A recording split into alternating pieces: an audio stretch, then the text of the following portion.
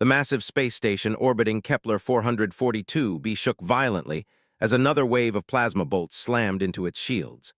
Admiral Zefter of the Galactic Defense Force gripped the edge of his command console, his 6 eyes scanning the holographic display that showed nothing but red warnings and casualty reports. The Vorthan Empire's war machine had been unstoppable for 3 months now, crushing every defense the allied species had thrown at them. "Shield generators at 20% capacity," reported his tactical officer, a blue-skinned Aquarian whose gills fluttered with stress. "We've lost 17 more ships in the last hour." Zefter's mandibles clicked together in frustration. The Vorthans had appeared from the dark reaches of space 18 months ago, their black ships emerging from what seemed like empty void. No one knew where they came from, but their technology was unlike anything the galaxy had seen. Their weapons punched through the strongest shields like they were paper, and their ships moved with impossible speed and coordination. The first worlds to fall had been the outer colonies. Mining stations, research outposts, small settlements that sent out desperate distress calls before going silent forever. The Galactic Council had dismissed these as isolated attacks, perhaps pirates with stolen technology. They were wrong. When the Vorthans struck the heavily defended system of Altair Prime, home to over 2 billion beings, the galaxy finally understood the scope of the threat. The planet's orbital defense platforms, each one capable of destroying entire fleets, had been reduced to scrap metal in less than 6 hours. The surface bombardment that followed left nothing but glass and ash where magnificent cities once stood. That was 3 months ago. Since then, system after system had fallen to the Vorthan advance. The Rigelian Defense Fleet, considered the finest military force in the galaxy, had made their final stand at the Vega Nebula. Of their 2,000 ships, fewer than 50 had escaped to tell the tale of the slaughter. Now the Vorthans were here at Kepler 442b, the last major stronghold before the core worlds. If this system fell, there would be nothing between the enemy and the heart of galactic civilization. Trillions of lives hung in the balance, and Zefter knew they were losing. "Sir, we're receiving a transmission from the surface," his communications officer announced, her reptilian features tense with worry. "It's General Korath from the ground forces." The hologram of the grizzled Centaurian general flickered to life, showing a being whose usually pristine uniform was torn and stained with blue blood. Behind him, explosions lit up the sky as Vorthan landing craft descended like black rain. "Admiral, our perimeter is collapsing," Korath reported, his voice crackling through interference. "They've broken through our main defensive line. My troops are fighting street by street, but we can't hold them much longer. Their soldiers are like nothing we've ever faced. They don't retreat, they don't surrender, and they seem to feel no fear." Zefter had heard similar reports from every battlefield. The Vorthans didn't just wage war, they conducted extermination. Their soldiers, encased in black armor that seemed to absorb light itself, moved with mechanical precision. They showed no mercy to civilians, took no prisoners, and left nothing alive in their wake. "How long can you hold the capital?" Zefter asked, though he already feared the answer. "Maybe 6 hours if we're lucky," Korath replied grimly. "My reserves are already committed, and we've lost most of our heavy weapons. The evacuation transports are trying to get the civilians out, but—" His image dissolved into static as another explosion rocked his position. Zefter closed his primary eyes and felt the weight of defeat settling on his shoulders. In space, the battle was going no better. The Vorthan fleet moved in perfect formation, their ships coordinating attacks with an efficiency that seemed almost supernatural. Every time the Allied forces thought they had found a weakness, the enemy adapted faster than should have been possible. "Admiral, we're detecting massive energy buildup from the Vorthan command ship," his science officer reported. "It's unlike anything in our databases." On the main display, the enormous Vorthan vessel began to glow with an ominous purple light. The ship was massive, easily 3 times the size of the largest Allied dreadnought, its hull covered in spines and protrusions that pulsed with alien energy. "All ships evasive maneuvers," Zefter ordered, but he knew it was too late. The beam that erupted from the Vorthan command ship was like a spear of pure destruction. It cut through space in an instant, striking the Allied fleet's flagship, the mighty carrier Starforge. The ship, which had survived countless battles and housed 10,000 crew members, simply ceased to exist. Not destroyed, not blown apart, but erased as if it had never been. Panic spread through the Allied fleet. Ships began breaking formation, some trying to flee, others making desperate suicide runs at the enemy. The careful battle lines that had been maintained for hours dissolved into chaos. "Sir, we're receiving a priority transmission," the communications officer announced, her voice shaking. "It's from Earth." Zefter's attention snapped to the display. Earth, the homeworld of humanity, was one of the newer members of the Galactic Defense Force. The humans had joined the Alliance only 50 years ago, after finally developing faster-than-light travel. They were considered a minor species, contributing a few ships and troops to the Allied cause, but not considered a major military power. The image that appeared showed Admiral Sarah Chen, the human military attaché to the Galactic Council. Her species was strange to most galactic citizens, with their single pair of eyes and lack of natural armor or weapons. They seemed fragile, almost primitive compared to the other spacefaring races. "Admiral Zefter, we've been monitoring the situation," Chen said calmly. "The Council has voted to authorize the deployment of human military assets to your sector." Zefter felt a mix of desperation and disappointment. The humans had perhaps a dozen ships in the area, hardly enough to make a difference against the Vorthan armada. But at this point, any help was welcome. "We appreciate any assistance you can provide, Admiral Chen," he replied diplomatically. "How soon can your forces arrive?" "They're already here," she said simply. Before Zefter could ask what she meant, his tactical officer began shouting. "Contact! Multiple ships dropping out of hyperspace at the system's edge. I'm reading. This can't be right." "Report," Zefter demanded. "Sir, I'm detecting over 300 human vessels. Configurations unknown. They're not matching any ships in our database." On the tactical display, new icons began appearing. The ships were smaller than the massive dreadnoughts favored by other species, but they moved with a speed and precision that was immediately apparent. They spread out across the system in perfect formation, each group taking position with mathematical accuracy. "Admiral Chen, we weren't aware that humanity possessed such a fleet," Zefter said, unable to hide his surprise. The human woman's expression didn't change. "There are many things the galaxy doesn't know about humanity, Admiral. We've found it's better to keep some cards close to our chest." The first human ships to engage the Vorthans moved unlike anything Zefter had ever seen. Instead of the traditional line formations used by most galactic navies, they attacked in small, coordinated groups. They used the debris field from destroyed ships as cover, appearing and disappearing like ghosts. But what truly shocked the Allied observers was the humans' apparent disregard for their own safety. When a group of Vorthan fighters broke through the Allied lines, heading straight for a damaged hospital ship full of civilians, 3 human vessels immediately intercepted them. The humans didn't try to outmaneuver or outgun their opponents. Instead, they rammed their ships directly into the Vorthan fighters, sacrificing themselves to save the helpless civilians.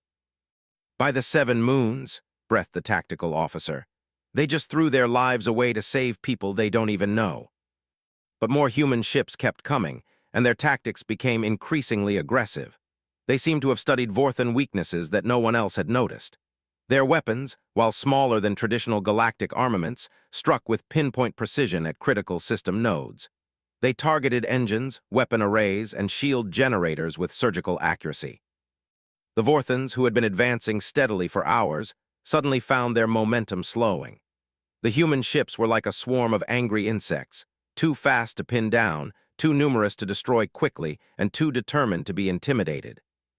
"Admiral, we're receiving tactical data from the human fleet," his communications officer reported. "They're sharing targeting information and enemy movement patterns." The data that flowed across Zefter's screens was incredibly detailed.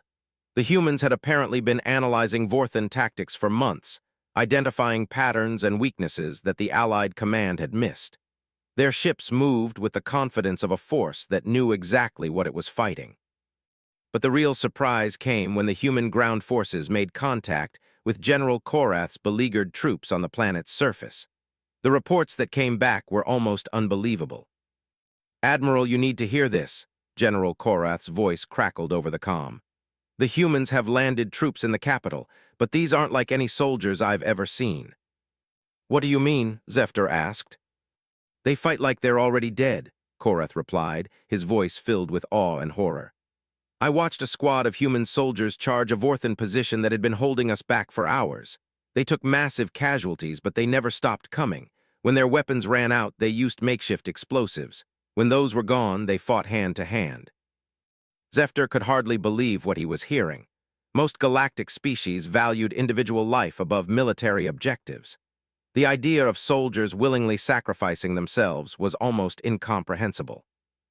The Vorthans are actually retreating from some positions, Korath continued. I never thought I'd see that. The humans aren't just fighting them, they're matching their ruthlessness with something even more terrifying, pure, calculated determination. As the hours passed, the tide of battle began to shift. The Vorthan advance slowed, then stopped, then began to reverse. The human fleet, working in coordination with the surviving Allied forces, started pushing the enemy back. The Vorthans, who had never shown any emotion or hesitation, began making mistakes. Their perfect formations became ragged as human ships struck from unexpected angles. Their ground forces, accustomed to facing enemies who valued their own lives, found themselves confronting soldiers who seemed to consider death an acceptable price for victory. But as dawn broke over the battlefield, everyone knew this was just the beginning. The humans had bought time and saved the system, but the Vorthan Empire was vast, and their main fleet was still out there somewhere. And in their attacks, the humans had revealed capabilities that would forever change how the galaxy viewed the species from Earth. Admiral Zephyr looked at the tactical display showing human ships scattered across the system, many damaged, some destroyed, all having fought with a ferocity that defied explanation. He realized that the galaxy's understanding of humanity had been completely wrong. These weren't the peaceful, primitive beings that had joined the Alliance 50 years ago. This was something else entirely, something that had been hiding in plain sight, waiting for the right moment to reveal its true nature. The real question was no longer whether the galaxy could survive the Vorthan invasion. The question was what the galaxy would look like when humanity was done fighting back. 3 weeks after the Battle of Kepler 442b, the Galactic Council convened an emergency session aboard the massive space station Concordia.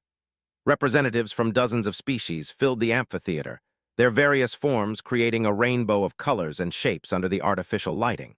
But all attention was focused on the small group of humans seated in what had previously been considered the minor species section. Admiral Sarah Chen stood at the central podium, her simple uniform a stark contrast to the elaborate ceremonial dress worn by other delegates. Behind her, holographic displays showed the aftermath of the recent battle and intelligence reports that had been flooding in from across the galaxy. Honored delegates, she began, her voice carrying clearly through the translation systems, the Vorthan Empire has retreated from 7 star systems in the past 2 weeks. Their forces are consolidating around their forward bases, but for the first time since this war began, they're not advancing. Chancellor Vextai of the Rigelian Republic, his crystalline features reflecting the display lights, leaned forward in his seat. Admiral Chen, while we're grateful for humanity's intervention, we need to understand what we're dealing with. Your species has revealed military capabilities that were completely unknown to this council. Chen nodded calmly. That's correct, Chancellor. Humanity has been preparing for this war for longer than most of you realize. Shocked murmurs rippled through the chamber. Counselor Murant of the Aquarian Collective raised one of her webbed hands. Are you saying your people knew about the Vorthans before they attacked? We didn't know about the Vorthans specifically, Chen replied. But we knew something like them would eventually appear. Earth's history has taught us that peace is temporary and the universe is vast enough to hide threats we can't imagine. She gestured to the displays, which began showing images of Earth's military infrastructure. Hidden shipyards in asteroid belts, underground training facilities, orbital weapons platforms disguised as research stations. The scope was staggering. When we joined the Galactic Alliance 50 years ago, we made a decision, Chen continued. We would present ourselves as we wanted to be seen, peaceful explorers and traders, but we would also prepare for the day when that image would no longer be enough. General Korath materialized as a hologram, still bearing the wounds from the recent ground battle. Council members, I fought alongside many species over my career, but what I witnessed human soldiers do on Kepler 442b was unlike anything in my experience. They didn't just fight the Vorthans, they fought like Vorthans. No fear, no hesitation, no mercy. The Centaurian's words sent a chill through the assembly. The idea of matching the Vorthan's ruthlessness was both terrifying and oddly comforting. "That brings us to our current situation," Chen said, changing the display to show Vorthan fleet positions. "The enemy has pulled back, but they're not retreating. They're regrouping for a major offensive. Our intelligence suggests they're planning to concentrate their forces and strike directly at the core worlds." Admiral Zefter, still recovering from his own injuries, spoke up. "What do you propose, Admiral Chen?" Chen's expression hardened, and for a moment the assembled delegates could see something predatory in her human eyes. "We propose that the galaxy stop playing defense and start hunting." The chamber erupted in surprised chatter. The concept of taking the offensive against the Vorthans had been discussed but dismissed as impossible. Their technology was too advanced, their coordination too perfect. "Silence," called Chancellor Vextai. "Admiral Chen, please explain what you mean by hunting." "The Vorthans have been successful because they choose when and where to fight," Chen explained. "They appear, destroy everything, and disappear back into deep space. They're like predators who have never been hunted themselves." She activated a new set of displays showing human ship movements. "But predators have weaknesses. They become overconfident. They follow patterns. And most importantly, they don't expect their prey to fight back effectively." The images showed human reconnaissance vessels, fast ships barely larger than fighters, scattered across dozens of star systems. They moved like ghosts, using stealth technology that seemed to make them invisible even to Vorthan sensors. "For the past 3 weeks, human scout ships have been tracking Vorthan fleet movements," Chen continued. "We've identified their supply lines, their communication patterns, and most importantly, their staging areas." A new star map appeared, showing Vorthan positions marked with red indicators. But scattered among them were yellow markers indicating something else entirely. "Those yellow markers represent isolated Vorthan outposts and supply convoys," Chen explained. "Small targets, but ones that are essential to their war machine. We propose striking them." Councillor Thekran of the Draconic Houses, his scaled features impressive even by galactic standards, stood slowly. "Admiral, you're talking about conducting raids deep in Vorthan-controlled space. The risks would be enormous." "Yes," Chen agreed simply. "The risks are enormous. The casualties will be heavy. Many of our people will not come home. But the alternative is waiting here while the Vorthans build up for a final assault that will crush us all." She paused, letting her words sink in before continuing. "Humanity has experience with this kind of warfare. We call it asymmetric conflict. When you can't match your enemy's strength, you don't meet them head-on. You hit them where they're weak when they're not expecting it, and you make them pay for every system they occupy." General Korath's image flickered as he spoke. "The human ground forces have volunteered to lead these raids, but they can't do it alone. They'll need support from allied fleets and specialized equipment." The debate that followed lasted for hours. Some delegates argued that such tactics were too risky, others that they were beneath the dignity of civilized warfare. But as reports continued to arrive of Vorthan buildup, the practical reality became clear. The traditional approach wasn't working. Finally, Chancellor Vextai called for order. "The Council will vote, all in favor of authorizing joint raiding operations under human tactical command." The vote was close, but it passed. As delegates began filing out, discussing the implications in hushed tones, Chen remained at the podium reviewing data with her aide, Lieutenant Colonel Marcus Torres. "Think this will work, Admiral?" Torres asked quietly. Chen's expression was grim. "It has to work, Marcus, because if we can't make the Vorthans bleed, they're going to wipe out every living thing in this galaxy." 2 days later, the first joint raiding force assembled at a secret rendezvous point in the Outer Rim. The fleet was unlike anything the galaxy had seen before. Human stealth ships worked alongside Rigelian fast cruisers and Aquarian support vessels, but the real innovation was in the personnel. Human Marines had spent the intervening time training with Allied special forces, sharing tactics that seemed to come from a much darker understanding of warfare. They taught urban combat techniques to species who had never conceived of fighting in cities. They demonstrated infiltration methods that assumed the enemy would kill prisoners rather than interrogate them. Commander Elena Vasquez stood in the briefing room of the stealth destroyer Night Wind, addressing a mixed group of human and alien soldiers. Her scarred face told the story of someone who had survived battles that others hadn't. Listen up, she began, her voice carrying the authority of someone who had led troops through hell. The target is a Vorthan supply depot in the Kessler system. Intelligence suggests it's lightly guarded, but we're going to assume that's wrong. The holographic display showed the depot, a massive space station orbiting a dead world. Supply ships moved in and out in regular patterns, carrying the resources needed to fuel the Vorthan war machine. Primary objective is destruction of the facility. Secondary is gathering intelligence on Vorthan logistics. Tertiary is getting out alive, Vasquez continued. But let me be clear about something. This isn't a rescue mission. If someone goes down, we leave them. If someone is captured, we don't go back. Is that understood? The mixed group of soldiers nodded, though the alien troops looked uncomfortable with the human approach to casualties. In most galactic militaries, no soldier was left behind under any circumstances. Captain Jericho of the Aquarian Marines raised a webbed hand. Commander, my people have difficulty with the concept of abandoning wounded comrades. Vasquez's expression softened slightly. Captain, I understand, but the Vorthans don't take prisoners. They don't treat wounds. Anyone they capture dies badly. Sometimes the kindest thing you can do for a fallen comrade is ensure their sacrifice means something. The raid began 3 days later.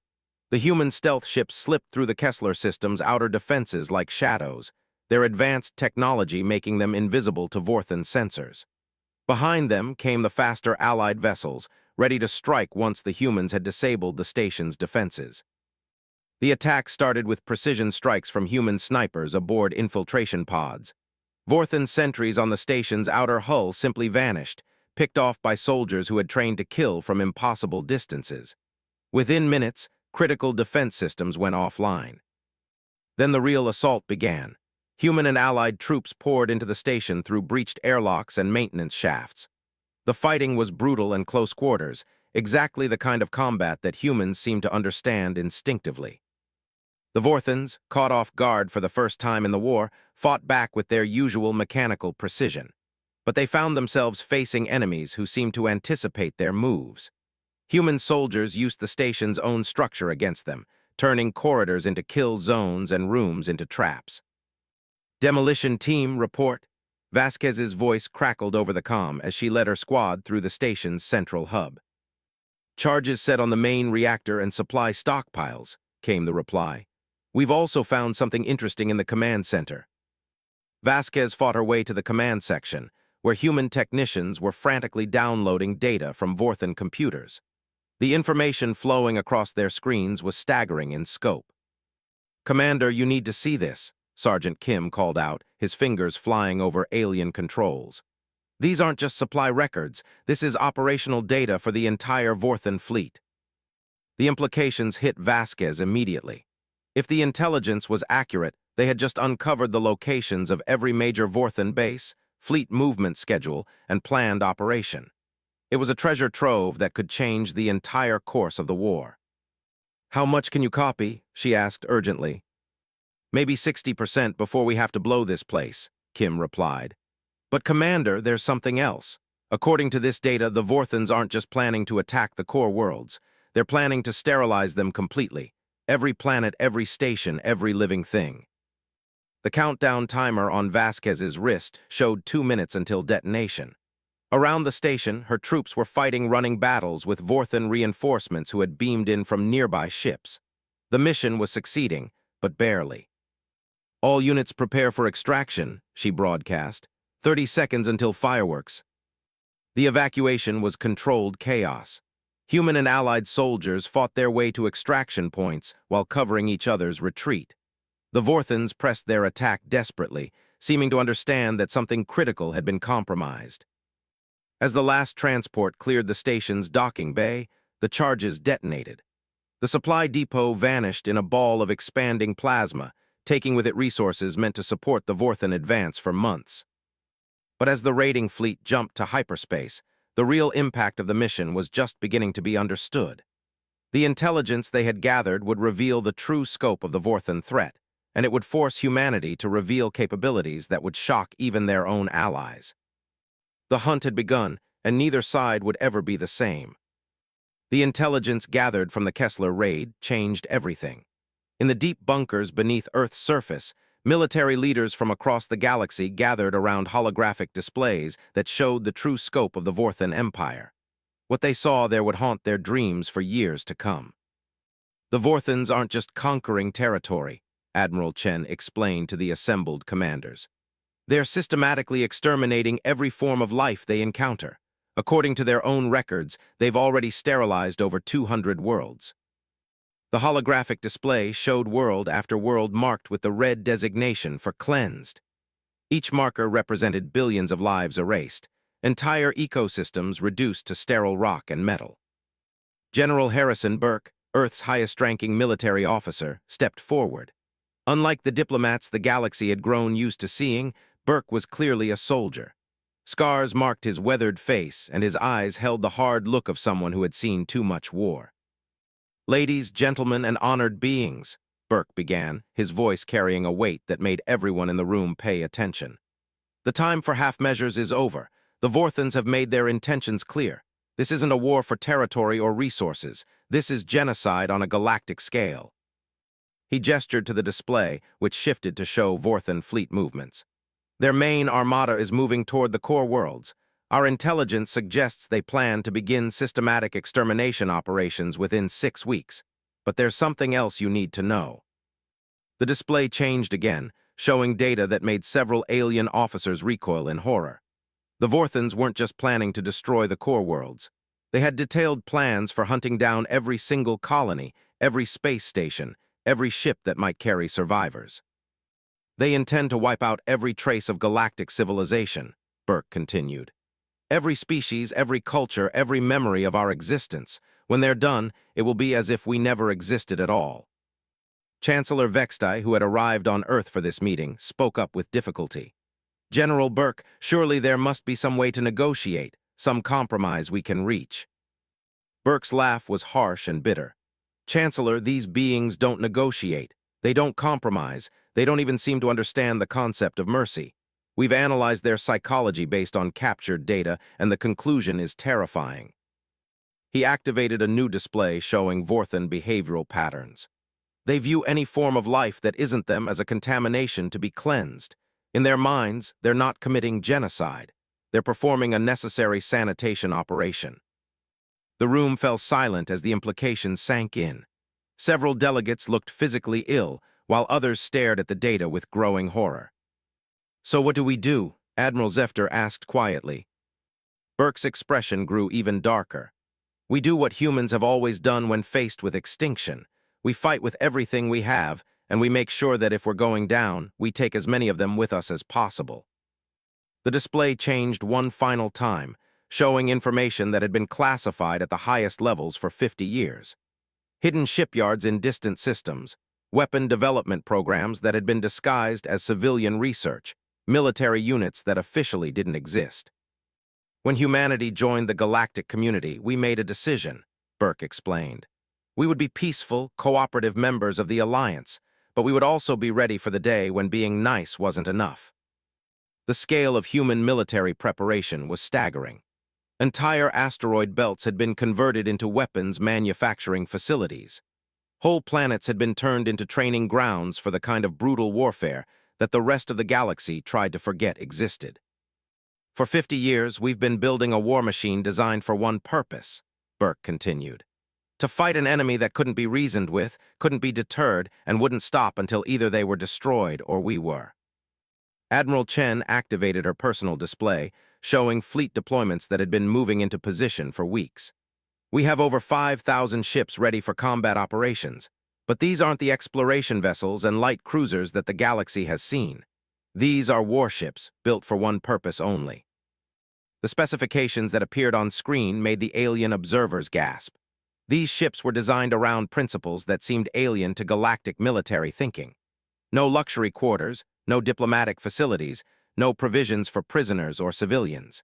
They were pure instruments of war, built to deliver maximum destruction with minimal concern for the survival of their own crews. "The crews manning these ships have been training for this war their entire lives," Chen continued. "They've studied every major conflict in human history, learned from every mistake, absorbed every lesson written in blood and sacrifice." General Korath, still bearing wounds from the ground battles, leaned forward. "Admiral, the troops I fought alongside, they seem to have no fear of death. How is that possible?" Burke answered with brutal honesty. "Because they understand something that the rest of the galaxy has forgotten. There are things worse than death. Allowing your family, your species, your entire civilization to be erased from existence is worse than death." He activated a final display showing human military doctrine. Every human soldier, sailor, pilot, and marine has been trained with one absolute principle: victory at any cost. Not victory with acceptable losses, not victory if possible, but victory regardless of what it costs us. The room was silent as the alien delegates absorbed this information. The humans they had known for 50 years, the peaceful traders and diplomats, had been a carefully maintained facade. The reality was something far more frightening. "The question before us," Burke continued, "is whether the galaxy is prepared to fight this war the way it needs to be fought. Because make no mistake, this will not be a clean war. It will not be honorable. It will be ugly, brutal, and it will cost us everything we are." Over the following days, the transformation began. Human fleets emerged from hidden bases throughout the galaxy, revealing the true scope of Earth's military preparations. The ships that appeared were unlike anything the galaxy had seen. They moved with the precision of machines but struck with the fury of wild animals. The first major engagement came at the Centauri cluster, where the Vorthons had established a forward operating base. Traditional galactic doctrine would have called for a siege, gradually weakening the enemy position until surrender became inevitable. The humans had a different approach. Admiral Torres, commanding the human battle group, opened communications with the Vorthon base not to demand surrender, but to deliver a message. "This is Admiral Torres of the Human Defense Fleet. You have 60 seconds to evacuate any non-combatants from your facility. After that, everything in this system becomes a legitimate target." The Vorthons, who had never received such a communication from any galactic force, ignored the warning. It was a mistake they would not survive to repeat. The human attack was unlike anything previously seen in galactic warfare. Instead of targeting military installations while avoiding civilian areas, the humans simply destroyed everything. The Vorthon base, along with every ship, station, and platform in the system, was systematically obliterated. But the real shock came when Vorthon reinforcements arrived. Instead of withdrawing or requesting support, the human ships turned to engage a force 3 times their size. The battle that followed was less a military engagement than a demonstration of the difference between fighting to win and fighting to survive. Human ships that were crippled and dying rammed themselves into Vorthon vessels, their crews choosing to take enemies with them rather than simply accept defeat. Damaged ships with no hope of repair positioned themselves as shields for their undamaged companions, sacrificing themselves to protect the fleet's combat effectiveness. Commander Elena Vasquez, leading a marine assault on a Vorthon command ship, exemplified the human approach. When her strike team was cut off with no hope of extraction, she didn't order a retreat. Instead, she led her troops deeper into the ship, targeting critical systems with no regard for their own survival. "All teams, this is Vasquez," her voice crackled over the comm as explosions rocked the ship around her. "We're not making it out of here, but we're going to make sure this ship doesn't either. Torres, you owe me a drink in whatever comes next." The Vorthon command ship's destruction marked a turning point. For the first time since the war began, a major Vorthon force had been not just defeated, but completely annihilated. The survivors, if there were any, carried word back to their commanders of an enemy that fought like demons. The news spread throughout the galaxy. Some species were horrified by human tactics, viewing them as barely civilized. Others, particularly those who had suffered under Vorthon attacks, began to see hope for the first time in months. But the humans were just getting started. Intelligence gathered from their raids revealed the locations of major Vorthon shipyards and supply centers. Human deep strike teams, working with volunteer forces from other species, began systematic attacks on these facilities. The operations were suicide missions by any rational military standard. Small forces attacking heavily defended targets with no hope of extraction or reinforcement. But they worked because the humans had redefined the concept of acceptable casualties. "Every Vorthon ship we destroy in their shipyard is 10 ships that won't attack our worlds," Admiral Chen explained to a gathering of human fleet commanders. Every supply depot we eliminate is 1,000 tons of resources they can't use against civilians. The math is simple. Their industrial capacity versus our willingness to pay any price to stop them. The Vorthan response was swift and brutal. They began targeting human colonies and Earth itself with massive force, seeking to break humanity's will to fight. They destroyed New Geneva, the first human colony beyond the solar system. They turned New Shanghai into a radioactive wasteland. They sent massive fleets toward Earth itself. But instead of breaking human resolve, the attacks only seemed to strengthen it. Human forces that had been held in reserve were thrown into battle with a fury that shocked even their own allies. The message was clear. You wanted total war, now you have it. The final battle began when the main Vorthan fleet arrived at Sol, intent on destroying Earth and ending human resistance once and for all.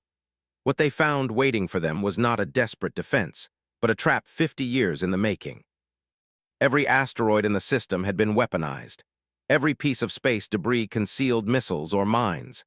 The entire solar system had been turned into a killing ground, with Earth as the bait.